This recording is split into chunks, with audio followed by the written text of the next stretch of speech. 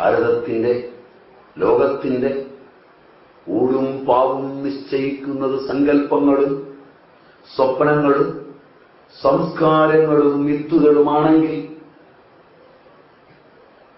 മാനവനെ നയിക്കാവുന്ന സജീവമായ ഭാവസത്യത്തെ, അബോധ പ്രബോധനത്തെ,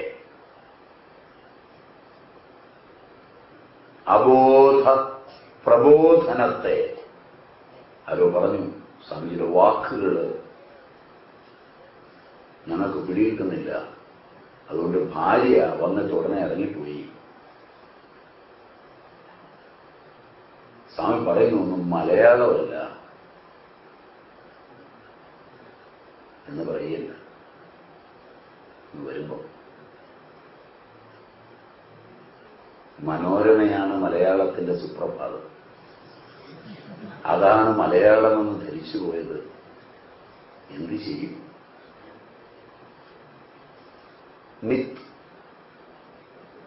മിത്ത് എന്ന ആംഗലേയ പദം വന്നു കഴിഞ്ഞുണ്ടായതല്ല രാമായണവും മഹാഭാരതവുമൊക്കെ. അവ ഏത് വകുപ്പിൽപ്പെടുമെന്ന് അത് ആവിഷ്കരിച്ചവർ സങ്കല്പിച്ചിട്ടുണ്ട്.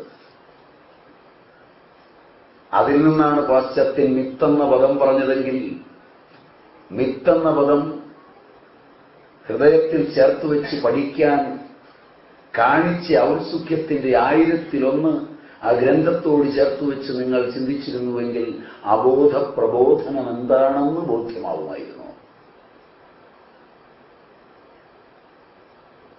സ്വന്തം മാതൃഭാഷയിൽ സംസാരിക്കുന്നത് അപശകുനമാണെന്ന് ചിന്തിച്ചപ്പോൾ, സ്വന്തം ഭാഷയിലുള്ള അറിവ് അറിവില്ലായ്മയാണെന്ന് തെറ്റിദ്ധരിച്ചപ്പോൾ,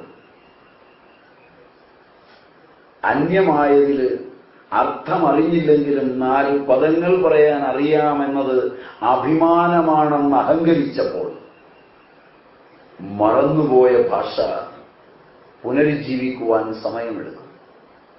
ഭാഷ അന്തരംഗങ്ങളിൽ രൂപപ്പെടേണ്ടതാണ്, പുറത്ത് രൂപപ്പെടേണ്ടതല്ല. അബോധ പ്രബോധനം എന്ന് പറഞ്ഞാൽ ബോധപൂർവകമല്ലാത്ത പ്രബോധനം എന്ന് പറഞ്ഞാൽ ഞാൻ അറിയാതെ എന്നെ പരിണമിപ്പിക്കുന്ന പ്രബോധനം. അതേ സ്ഥായിയായ പ്രബോധനാവും. ശാസ്ത്രത്തിനും സാങ്കേതിക വിദ്യയ്ക്കും അതിനാവില്ല. മനുഷ്യനെ ബോധപൂർവം പരിണമിപ്പിക്കുന്നതിനെയാണ് നിങ്ങളിന്ന് വിദ്യാഭ്യാസം എന്ന് പറയുന്നത്. ഒരു മുത്തശ്ശി തന്റെ മകളുടെ മകനെ, മകന്റെ മകനെ തന്റെ കൂടെ കിടത്തി യൗവനപ്പുളുവിൽ അച്ഛനമ്മമാർ ജീവിക്കുന്ന രംഗങ്ങളിലെ ഇന്ദ്രിയ പരിപ്രേക്ഷ്യങ്ങൾ അറിയിക്കാതെ, ആ ഇന്ദ്രിയ പരിപ്രേക്ഷ്യങ്ങൾ അറിയിക്കാതെ ചെറുപ്പത്തിൽ തന്നെ വാർദ്ധക്യത്തിന്റെ ഞൊറിഞ്ഞുകൂടിയ തൊലിയും ഒട്ടിയ കവിളും തൂങ്ങിയ മുലകളും അവന് മുമ്പിൽ ആവരണം ചെയ്യാതെ ഇവിടേക്കാണ് മാനവയാത്രയുടെ ലക്ഷ്യ സങ്കേതങ്ങളെന്ന് ബോധ്യപ്പെടുത്തി അവനറിയാതെ ആ ഇളം പ്രായത്തിൽ അവന്റെ കർണങ്ങളിലേക്ക് അബോധ പ്രബോധനമുറങ്ങുന്ന സാവിത്രിയുടെയും സീതയുടെയും രാമന്റെയും ലക്ഷ്മണന്റെയും ആഞ്ജനേയന്റെയും കഥാസരിത്തിലൂടെ എവിടെയോ അവനിലുറങ്ങുന്ന പൂർവരൂപത്തെ തട്ടിയുണർത്തി പ്രബോധിപ്പിച്ചു വിടുമ്പോൾ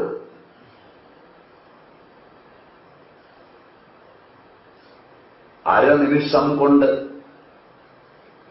തോറ്റുപോയ അമ്മ വീണ്ടും പ്രിപ്പയർ ചെയ്ത് പഠിപ്പിക്കാതെ, തൊഴിലില്ലാതെ ഡിഗ്രി എടുത്തു നിൽക്കുന്ന മാഷന്മാരുടെ അടുക്കൽ ശമ്പളം കൊടുത്ത് അവരുടെ വാചാടോപങ്ങൾ ഉൾക്കൊള്ളാതെ ട്യൂട്ടോറിയൽ സങ്കേതങ്ങളിൽ പോയിരുന്ന് സ്കൂളിലെ പാഠങ്ങൾ സമാന്തരമായി പഠിക്കാതെ ശാസ്ത്രമോ സങ്കേതമോ ഏതുമാകട്ടെ പഠിപ്പിക്കുന്ന ഒരു അധ്യാപകന്റെ വാമൊഴിക്കപ്പുറത്തെ സങ്കല്പ ലോകങ്ങളിലേക്ക് മുത്തശ്ശി തന്ന അബോധ പ്രബോധനത്തിൽ നിന്ന് കടന്നു പോകുമ്പോൾ അറിവ് അവന്റെ അനുഭവമായി രൂപാന്തരം പ്രാപിക്കുമ്പോൾ അവന്റെ സങ്കല്പങ്ങളിൽ പഠിച്ചെടുത്ത വിഷയങ്ങളെ വരകളും വർണ്ണങ്ങളുമായി ചോദ്യോത്തരങ്ങൾ പോലെ അല്ലാതെ എഴുതി വയ്ക്കാൻ പര്യാപ്തമാകുമ്പോൾ അവനിൽ നിന്നുത്ഭൂതമാകുന്ന പ്രപഞ്ച ചേതന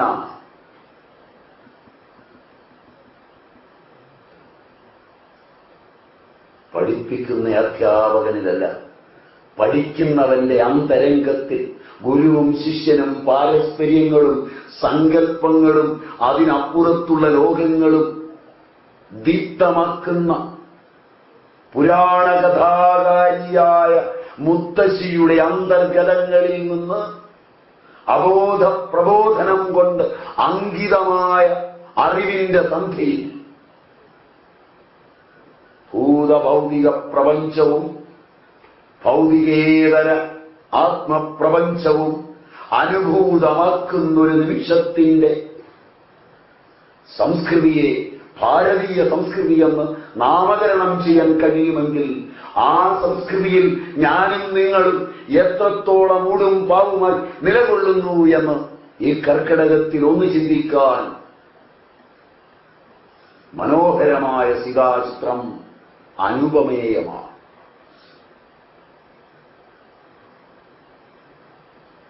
വാക്കുകളും വരകളും വർണ്ണങ്ങളും തയ്യാറെടുക്കുന്ന ഭൗതിക എടുപ്പുകളിൽ നിന്നല്ല, അവയുടെ വ്യാകരണവും ശൈലിയും പാകവും ശൈലിയും അവതീർണമാകുന്നത് അബോധ പ്രബോധനത്തിൽ നിന്നാണെന്ന് അതും പിടിയില്ല. ഭാര്യയോട്, ഭർത്താവിനോട്, അച്ഛനോട്, അമ്മയോട്, സഹോദരനോട്, സഹോദരിയോട്, അതിഥികളോട്, തൊഴിൽ ചെയ്യുന്നവരോട്, വിദ്യാർത്ഥിയോട്, അധ്യാപകനോട് ഒക്കെ സംവദിക്കുമ്പോൾ, ഒരു സ്റ്റേജ് ലഭിക്കുമ്പോൾ, അവിടെ ഇരുന്നൊരു സമൂഹത്തോട് സംവദിക്കുമ്പോൾ നാവിൻ തുമ്പിലേക്ക് ഭാഷ സരസ്വതി മംഗലശീലയായി അവതീർണമാകുന്നത് അധ്യാപകനും, ഞാൻ മുമ്പ് പറഞ്ഞതുപോലെ 11 പ്രാവശ്യം എഴുതിത്തോറ്റ് അച്ഛന് കാശുള്ളതുകൊണ്ട് ലോകോത്തരനായ ഒരു ഉദ്യോഗസ്ഥനെ വരിച്ച് വീട്ടിലെത്തിയ നാൾ മുതൽ തന്റെ കുഞ്ഞ് അതിലും വലുതാകണമെന്നോർത്ത് അന്ന് പഠിക്കാത്തതൊക്കെ കുത്തിയിരുന്ന് പഠിച്ച് കുഞ്ഞിനെ പഠിപ്പിച്ചതുകൊണ്ടോ, പരീക്ഷാ സഹായികൾ വാങ്ങിച്ചു കൊടുത്ത് അവയെല്ലാം ഹൃദിസ്ഥമാക്കി വെച്ചു എന്നുറപ്പ് വരുത്തിയതുകൊണ്ടോ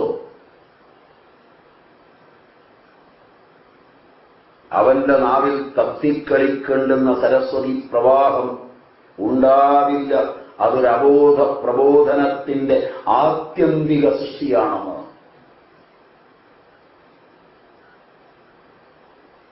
എന്നെങ്കിലും അറിഞ്ഞിരുന്നു. രാമായണ മഹാകാവ്യത്തിന്റെ ആരംഭത്തിൽ എഴുത്തച്ഛൻ സജീവമായി പ്രാർത്ഥിക്കുമ്പോൾ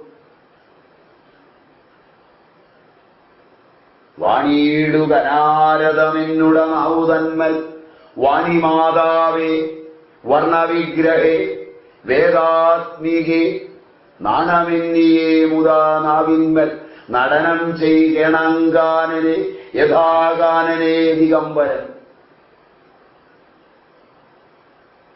ഭാരതീ പദാവലി തോന്നണം മേൽമേൽ മംഗലശീലേ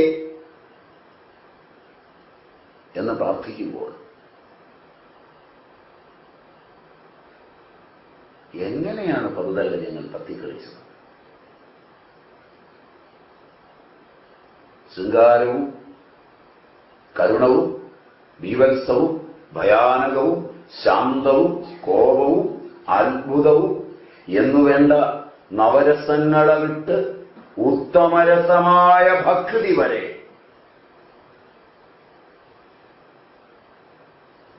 ആ അബോധ പ്രബോധനത്തിന്റെ ആകത്തുകയായിരുന്നില്ലേ?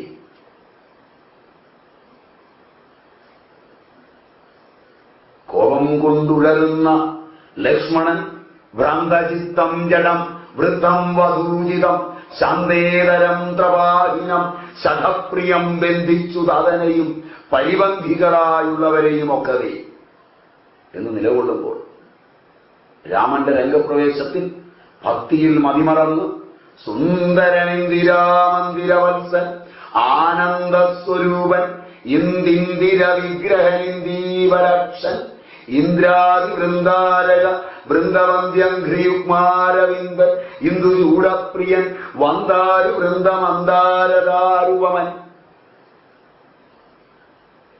ഏത് ഹോംവർക്ക് കഴിഞ്ഞാണ് എഴുത്തച്ഛൻ കവിത എഴുതിയത്? കവിത എഴുതുന്നതിന് മുമ്പ് നിഘണ്ടുവിൽ നിന്ന് ഏതൊക്കെ പദം വേണമെന്ന് കഷായത്തിന് കുറിപ്പടി എഴുതുന്നത് പോലെ എഴുത്തച്ഛൻ എത്ര കുറിപ്പടി എഴുതിയുണ്ടാക്കിയിട്ടാണ് കവിത എഴുതിയത്? ഏത് കമ്പ്യൂട്ടറിൽ പദങ്ങൾ കൊടുത്ത് ഏതൊക്കെ ചേർന്നാലാണ് കവിതയായി തീരുന്നതെന്ന് അതിന്റെ സോഫ്റ്റ്വെയറിലിട്ടാണോ എഴുത്തച്ഛൻ കവിത എഴുതിയത്? സോഫ്റ്റ്വെയർ കവിതകളുടെയും സോഫ്റ്റ്വെയർ നോവലുകളുടെയും കാലഘട്ടത്തിൽ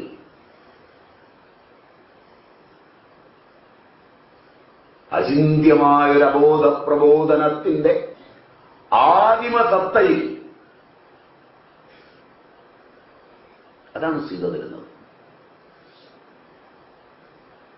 അബോധ പ്രബോധനം. വാക്ക് മനസ്സിലായില്ലെങ്കിലോ എന്നോർത്താണ് ഞാൻ മുമ്പ് പറഞ്ഞ പോലെ ഭാര്യമാരാരും ഏച്ചു പോകണ്ട എന്ന് വിചാരിച്ചു പറഞ്ഞതാ. ഇനിയും മലയാളം ആയോന്ന് എനിക്കറിയില്ല.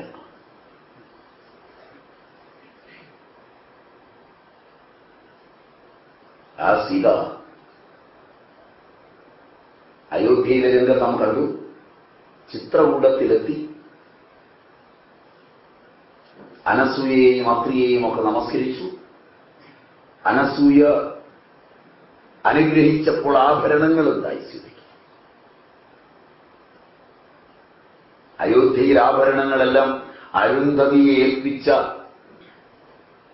സീത അനസൂയയുടെ അനുഗ്രഹം കൊണ്ട് നേടിയ ആഭരണങ്ങൾ വീണ്ടും വരത്തിലൂടെ പോവുക. രാജ്യകാര്യങ്ങളിൽ രാമന്റെ രാജത്യാഗത്തിൽ സീത വേദനിച്ചിരുന്നു എങ്കിൽ രാമൻ ഏറ്റവും ദുഃഖിക്കുക സീതയുടെ സാന്നിധ്യമായിരിക്കും. ജീവിതത്തിൽ വല്ലപ്പോഴും ഒരിക്കലൊരു പരാജയം ഭർത്തൃപരദേവതയ്ക്ക് നേരിട്ടാൽ, ജീവിതത്തിന്റെ മറ്റു രംഗങ്ങളിലെല്ലാം വിജയിച്ചാലും ആധുനിക ഭാര്യയുടെ അന്തരംഗത്തിൽ അവന്റെ പരാജയത്തിന്റെ ചിത്രമല്ലാതെ വിജയത്തിന്റെ ഒരു ചിത്രവും കോർത്തിരിക്കാത്ത വിദ്യാഭ്യാസത്തിന്റെ കാലങ്ങളിൽ രാമനെ തന്റെ പൂർവകാല സുഖഭോഗങ്ങൾ ഏതെങ്കിലും ഓർമ്മിപ്പിക്കാൻ സ്വയംവര മണ്ഡപത്തിലേക്കെത്തിയ സർവശ്രേഷ്ഠന്മാരായ ചക്രവർത്തിമാരെ ഓർമ്മിക്കാൻ പാതിവൃത്യം വെടിഞ്ഞ് ജനകന്റെ രാജധാനിയിൽ തന്നെ വേൽക്കാനെത്തിയ ഗംഭീരന്മാരായ രാജാക്കന്മാരുടെ ആരുടെയെങ്കിലും രൂപം ആ കൺമുമ്പിലൊന്ന് തെളിയാൻ. അതെല്ലാം വെടിഞ്ഞ് തന്റെ കൂടെ ഇറങ്ങി പുറപ്പെട്ടതുകൊണ്ടാണോ കാലമാടാ ഇങ്ങനെ വന്നതെന്നൊന്ന് പറയാൻ. പദമൊരൽപ്പം മോശമായി പോയല്ലേ. ഒരു സാരിക്ക്, ഒരു ജമ്പറിന്, ബ്ലൗസ് അത് പുതിയ ഭാഷ, ഒരു തുണ്ട് തുണിക്ക് 1 രൂപയ്ക്ക് എത്ര തവണ നാം നമ്മുടെ സ്വത്വത്തെ തള്ളിപ്പറഞ്ഞിട്ടുണ്ട്. രാമനെ പൂർവാനുമതികളുടെ ലോകങ്ങളിലേക്ക് ഒരിക്കൽ പോലും സങ്കല്പരഥമേറ്റി കൊണ്ടുപോകാത്ത സീത രാമപാദങ്ങളെ പൂജിച്ച് അയോധ്യയിൽ എന്നതിനേക്കാൾ സന്തോഷപ്രദമായി ചിത്രകൂടത്തിൽ ദണ്ഡകാരണ്യത്തിൽ പഞ്ചവടിയിൽ ഒക്കെ കൂടെ ജീവിച്ച സീത മാലിന്റെ പിന്നാലെ രാമൻ പോകുമ്പോൾ രാമജീവിതത്തിന് തന്റെ ജീവിതത്തെക്കാൾ പ്രാധാന്യമുണ്ടെന്നുള്ളത് കൊണ്ട് തന്നെ രക്ഷിക്കാനല്ല, രാമന്റെ വിലാപത്തിന് രാമനെ രക്ഷിക്കാൻ പോകണമെന്ന് ലക്ഷ്മണനെ ഭർഷിക്കുന്ന സീത സദാചാര മര്യാദകളെ ഉല്ലംഘിക്കുന്നു എന്ന് വായനക്കാരന് തോന്നുമ്പോഴും തന്നെ മര്യാദക്കാരിയായി നിർത്തുകയല്ല, തന്നെ വായനക്കാരന്റെയും ലക്ഷ്മണന്റെയും മുൻപിൽ അഭിശപ്തമായൊരു മുഹൂർത്തത്തിലേക്ക് തള്ളിയിട്ടാൽ പോലും തന്റെ കർത്തവ്യകർമ്മം ഭർതൃപരദേവതയുടെ രക്ഷയാണെന്നുള്ളതുകൊണ്ട് അതിനായി ലക്ഷ്മണ നീ പോകണമെന്ന് ശഠിക്കുന്ന, അതിന് ലക്ഷ്മണനെ ഓടിക്കുവാൻ, ലക്ഷ്മണന്റെ സ്വത്വത്തെ തട്ടിയുണർത്തുവാൻ നീ ഭരതന്റെ കിങ്കരനാണ്, തൊട്ടുകൂടുമോ ഹരിപത്നിയെ ദുഷ്ടാത്മാവേ എന്ന് വരെ ചോദിക്കാൻ. അനിയാ ലക്ഷ്മണ, രാമൻ ചത്തു എന്നാണ് തോന്നുന്നത്. ഇനി നമുക്ക് കുടുംബജീവിതമായിക്കൊള്ളട്ടെ എന്ന് ചോദിച്ചില്ലെന്നായിരിക്കാം ആധുനികരുടെ പരാതി. സീതാസന്ദേശത്തിലൂടെ, അതിലെ മുക്തമർമ്മരങ്ങളിലൂടെ, സീതാഹൃദയത്തിന്റെ അന്തഃസംക്രമണങ്ങളിലൂടെ മാനവചേതനയെ തേരോടിക്കുവാൻ കഴിഞ്ഞെങ്കിൽ കാവ്യങ്കന വീണ് കിടക്കുന്ന ഈ മുഹൂർത്തങ്ങളിൽ വാൽമീകിയും വ്യാസനും എഴുത്തച്ഛനും തുളസീദാസനുമൊക്കെ വരച്ചുവെച്ച വർണ്ണങ്ങളിൽ മാനവന്റെ അബോധത്തെ തട്ടിയുണർത്തി സ്വർഗസീമയിലേക്ക് ഉയർത്തുന്ന കാവ്യചാതുരി ഉണ്ട്. അതിനെ അനുഭൂതിയുടെ വർണ്ണങ്ങളിൽ ആസ്വദിക്കാൻ അറിയാതെ യുക്തിയുടെ നിഷ്ഠൂര മേഖലകളിൽ പോസ്റ്റ്മാർട്ടത്തിന് കോടാലിയും കൊണ്ട് തയ്യാറാകുന്ന ബുദ്ധിരാക്ഷസന്മാർ അവരെയും അവരിലൂടെ ജനചേതനയെയും എത്രത്തോളം നശിപ്പിച്ചില്ല ഈ കാലങ്ങളിലെന്ന് ചിന്തിക്കുവാനെങ്കിലും ഈ സംഖ്യ പ്രയോജനപ്പെട്ടെങ്കിൽ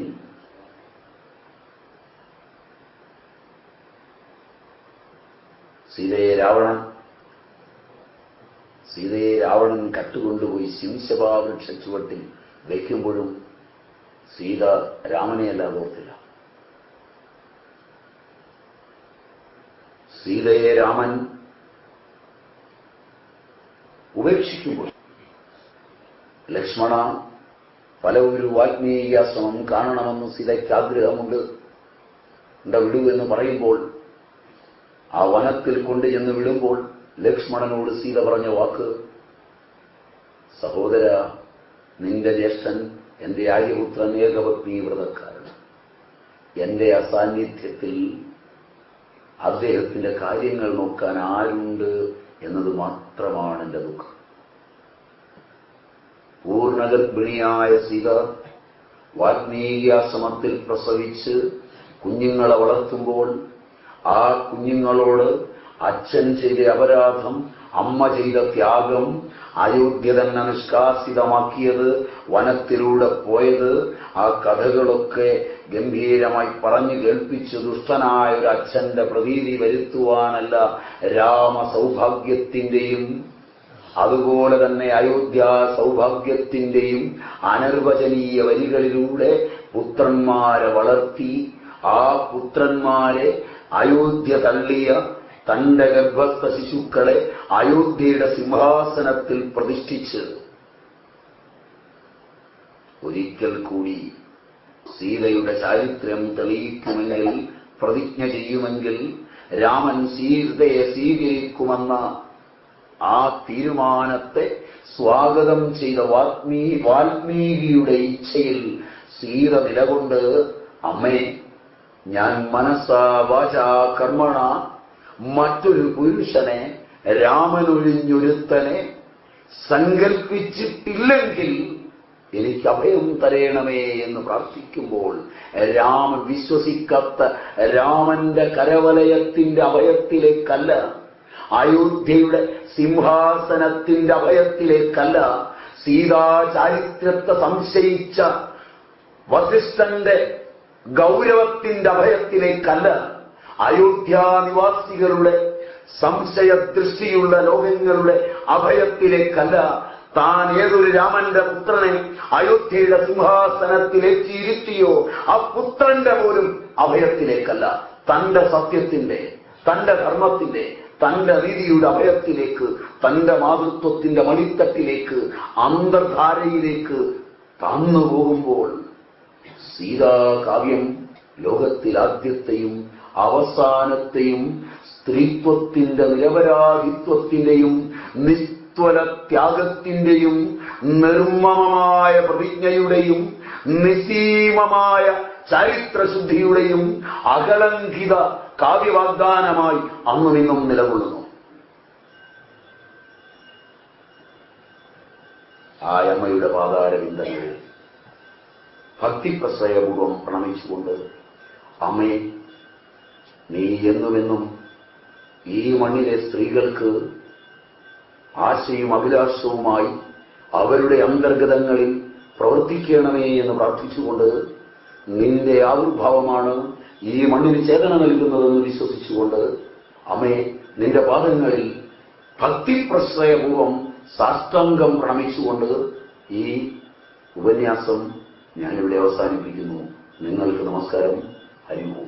എന്റെ വാക്കുകളിൽ, വർണ്ണങ്ങളിൽ, എന്റെ ശൈലികളിൽ പാകം കൊണ്ടോ ശൈലീഭംഗം കൊണ്ടോ വ്യാകരണ പിശകുകൾ കൊണ്ടോ അക്ഷരസ്ഫുടതയുടെ കുറവുകൾ കൊണ്ടോ ചരിത്രത്തിന്റെ ഭംഗം കൊണ്ടോ വന്നിട്ടുള്ള പിഴവുകൾ അത്രയും എന്റേത് മാത്രമാണ്. അവ നിങ്ങൾ കണ്ടെത്തിയാൽ എനിക്ക് തിരുത്തിത്തരിക. അതല്ല, ഞാൻ പറഞ്ഞതിൽ നല്ലതും വല്ലതും നിങ്ങളുടെ അന്തർഗതങ്ങളിൽ ഞാൻ നേരത്തെ പറഞ്ഞൊരു അബോധ പ്രബോധനത്തിന്റെ ആശയും അഭിലാഷവും തന്നുവെങ്കിൽ, പൂർവസൂരികളായ എന്റെ ആചാര്യ വര്യന്മാരുടെ പാരമ്പര്യത്തിന്റെ പ്രതീകങ്ങൾ മാത്രമാണ്. അവയ്ക്കുള്ള നമസ്കാരങ്ങൾ അവരുടെ പദാന്തികത്തിൽ തന്നെ ആയിരിക്കട്ടെ എന്ന് പ്രാർത്ഥിക്കുന്നു. ഹരി ഓം.